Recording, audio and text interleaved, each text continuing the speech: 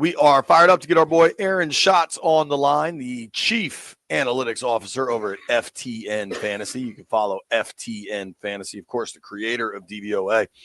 Dude, Aaron, before we get into the Commanders, what they've accomplished, what they could accomplish next week, I wanted to start with, I feel like at one point, maybe halfway through the year or so, the Vikings DVOA was really starting to come into question. And then we saw last night they got clearly run through by the Rams. Did that surprise you, that result last night? I was surprised that it was such a big result. Like I thought the game would be closer. The Vikings defense was not as good in the second half of the season as it was in the first half, but their offense actually was a little bit better until the last 2 weeks. And then all of a sudden, Darnold just could not get rid of the ball and just kept taking sacks, and it was terrible. We saw that last night, man. We sure saw that last night. If you were running Minnesota, how would you handle this Darnold get back to McCarthy thing? 2 weeks ago, I would have said you have to franchise Darnold and then have the two of them compete in camp and hope that McCarthy wins the job, and then you only have to pay Darnold for 1 year. Now I think you let Darnold leave after what we've seen the last couple of games, and you give the job to McCarthy, and you have Daniel Jones as your veteran backup. Yeah. Wow. I mean, I think that's the right. He messed up some money, man. Yeah, he did. Last night, I was like, I'm yelling at the TV, man, throw the damn ball. My daughter was like, Dad, what's wrong with you? He would not let the ball go. He would not. It was the clock in his head was broken. All right, let's turn to the Commanders, Aaron. I'm curious kind of what you've thought of them all year, and then to go down to Tampa, get the win against the Bucs, kind of snap this playoff win drought in Washington. Just, what do your eyes tell you? What do the numbers tell you? How good is this Washington team? I mean, it's really exciting. It's a wonderful story. Daniels has been fantastic. The offense has been very good, and the defense has not. There are a couple of players on the defense who are, very good and talented. Certainly the guys on the defensive line. And I mean, Luvu was fantastic this year, and Wagner. But there's problems in the secondary, and that leads to, the defense being below average, and that's their problem. The problem is they're kind of a one-sided team. Like I noticed in the game, like I see that with the defense, but in the second half of games, they make adjustments and they stop teams. Saquon Barkley, 109 yards in the first quarter, 41 the rest of the game. What do they need to do to try and get to that point earlier instead of later? I don't know. Watch a lot of film, obviously. Try to figure out what Ben Johnson's going to do with that Detroit offense. The Detroit offense is fantastic. Their running game in particular is incredibly efficient. Jahmyr Gibbs had a fantastic season. So, you look at the Detroit defense and the Washington offense, and you're like, that's pretty equal. Washington can really keep up there. But when you look on the other side of the ball, it's just problematic. I also think after watching the playoff game, you have to wonder, is Lattimore really fully healthy, or is he playing hurt? Because that was not the same Marshawn Lattimore we usually see out there. Lattimore, at the end of that game, though, as good as Evans was early, I think he only finished with 90 yards rather. I think he was at like 65 at the end of the first quarter. But that's still a lot more than he usually gets against Lattimore. That was not, that performance was not like before he came to Washington, before the hamstring injuries. Like Lattimore was really good this year, and he was definitely off in that game. And so I'm not like trying to disparage him. I'm saying I don't know if he's fully healthy yet. Yeah, I'm with you there. It's interesting going into this matchup. Specific in Tampa, I thought Washington did an excellent job of controlling the clock kind of through the air, which is hard to do. Detroit's another team that likes to control the clock. How does Washington specifically attack this Lions defense that definitely has some holes? I mean, it has holes because of the injuries. And I think, start with a lot of Terry McLaurin because their top cornerback, Carlton Davis, is out. Anzalone in the middle helps solve a lot of things, certainly like run defense. But I think they'll be able to find McLaurin. I think they'll be able to find Diami Brown. There's a pass rush, definitely, Zadarius Smith, but the pass rush is not as good as it was certainly when Hutchinson was healthy. It's a pretty even matchup. What is an even matchup? Just the kind of the Commanders passing attack. The Commanders offense against the Lions defense. That's a pretty even matchup. Okay. Then let's flip that over, and I fear the answer here. Talking with our friend Aaron Schatz from FTN Fantasy. You can give him a follow at @SchatzNFL, SCHATZ. What do you make of the Lions offense and the Commanders defensive matchup? Yeah, that's just not a good one for the Commanders, but especially the run. The Commanders were 26th in run defense by DVOA, and the Lions were number 2 in running offense. So you talk about wanting to control the clock and what they're able to do with Gibbs and with the offensive lot, especially Penei Sewell. It's sort of an offense that's built around the right tackle, which is sort of interesting. They should be able to run the ball on the Commanders, which puts Goff in good down and distance situations, which gets the ball downfield, which scores points. Hey, Matt, so when you go into these games, I understand how Detroit runs the football very effectively, but I also watch games a lot, and I look at an offense like the Commanders. When they get those 9-minute, 8-minute drives, when that offensive coordinator gets the ball, he doesn't constantly stick to the run. Do you ever notice that a team that can have those long sustained drives, get a touchdown at the end, it adjusts what a team likes to do and make them become more one-dimensional? It definitely I actually just did some research for the NFL's Big Data Bowl, and we looked at run-pass ratios, and what you have success with early in the game definitely changes what you want to do later in the game. If your running game is working, you tend to run more. If your passing game is working, you tend to pass more. Sure. I think you ride the horse to get you there, or whatever you want to call it. Yeah, right? it sounds like so stupid and blatant, but at least, it's nice that the numbers show it's true. One thing I'm curious about, and I don't know what, if any, your research will show versus just watching the games. What do you make of, it's now 5 games in a row, and throughout the season, Washington's ability to win late. How can you quantify that into a way that makes you look ahead? I think some of it is your expectations of rookies are that they're going to panic a little bit in those situations, and Daniels hasn't. I have different feelings about clutchness than other people do. A lot of people believe there are certain players who are special because they are clutch. I think that most professional athletes are pretty clutch, but there are certain players who are special because they're not. And those players are not playing for the Washington Commanders right now. The ones that are not clutch. Yeah, they've got some clutch dudes. Daniels is nails. It's fantastic. The other thing I'm going to point out, by the way, from an analytics point of view, is how much we love Dan Quinn being aggressive on 4th downs against Dan Campbell, who's aggressive on 4th downs. Watching these two guys try to out-aggressive each other, defensive-minded, kneecap-biting coaches who are also smart analytically is just great stuff. Yeah, this game, specifically going into this game, we have no punts the whole game. Yeah, really good. Yeah, you've got a good punter, too. Didn't even use him. Right.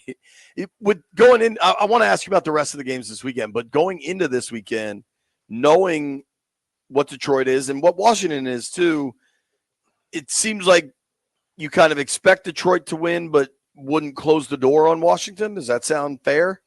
Yeah, that sounds fair. It's certainly not like a dramatic, dominant, like it's absurd to think that Washington would win kind of situation. You could definitely tell the narrative. The narrative of Washington's win starts with that as great as the Lions defense was against Minnesota, that they still have a lot of defensive injuries and the defense kind of reverts to what it was more over the last few weeks, and Washington scores a lot on them. That's really where you start the story of how Washington wins this game. Detroit is a team that Jared Goff has had a good year. He can throw the football very well, but they depend on their run.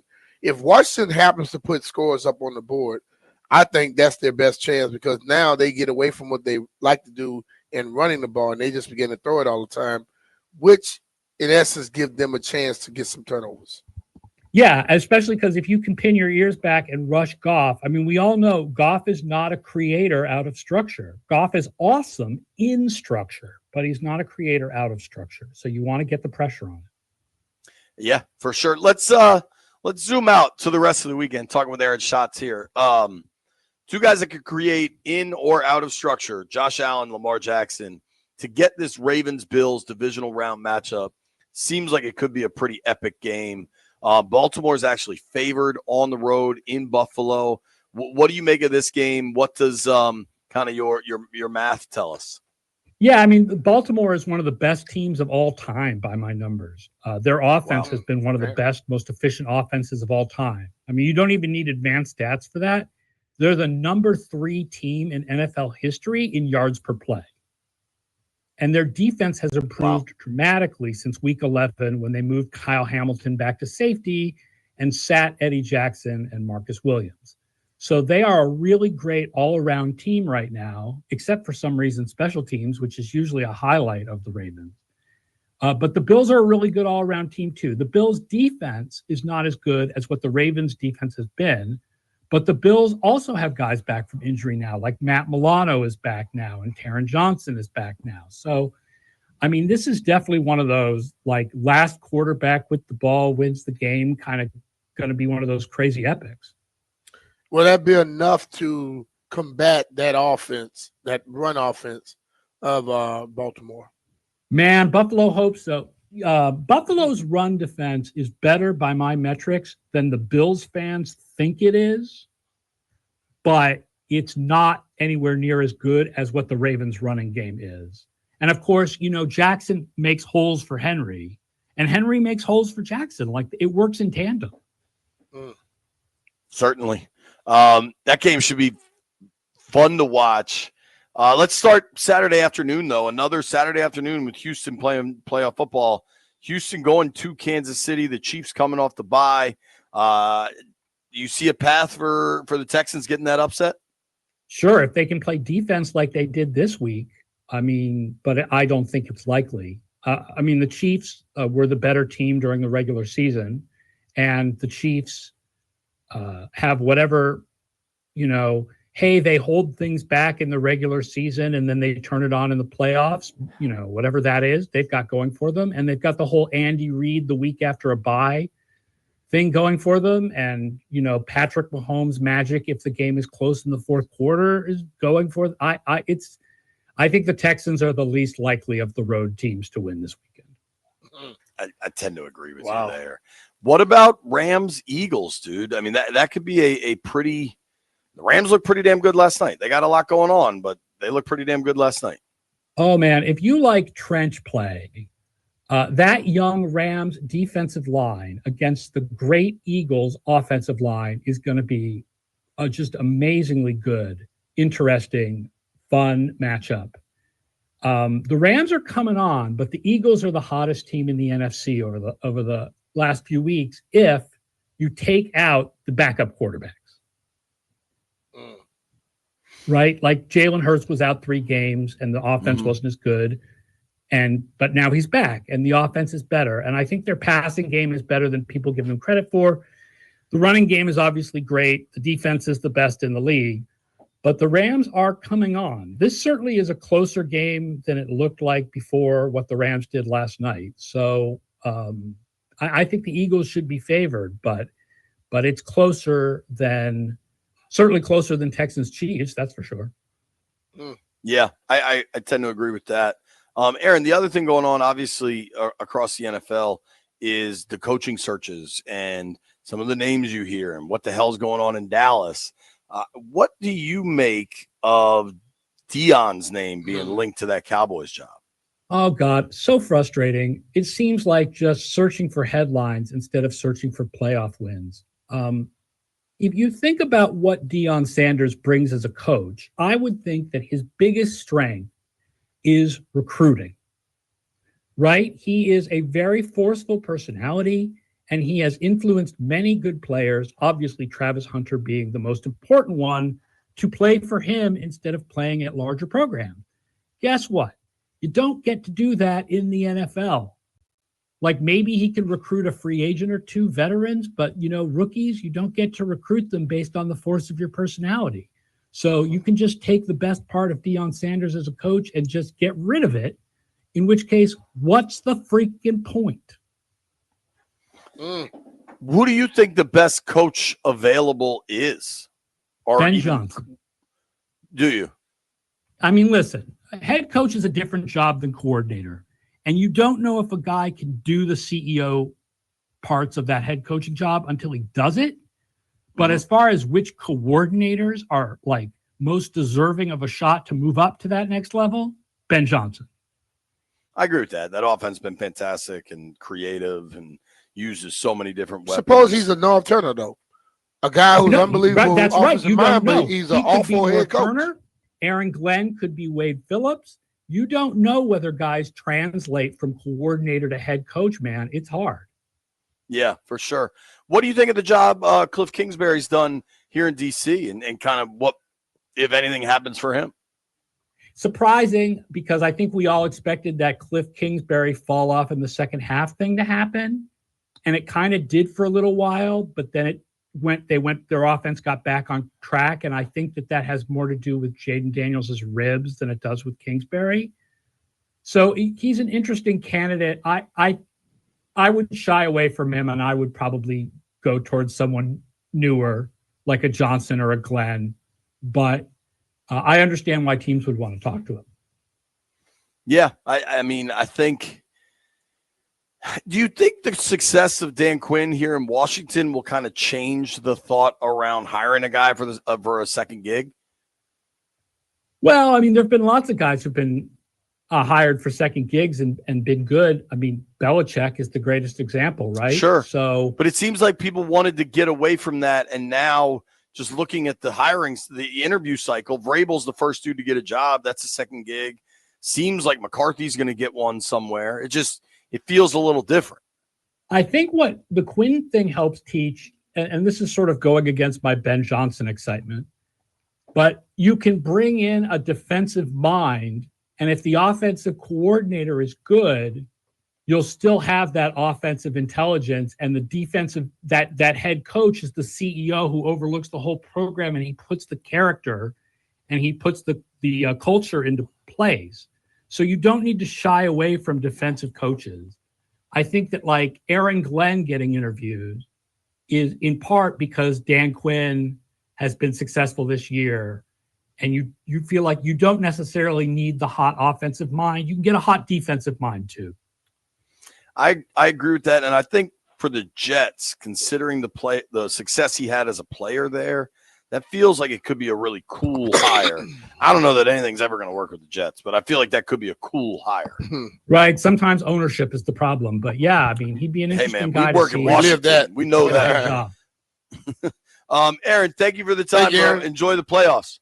All right, guys. FTNfantasy.com. Come check it out. Gotcha, brother. Aaron Schatz, FTNfantasy.com. You can give him a follow at A Schatz, SCHATZ NFL.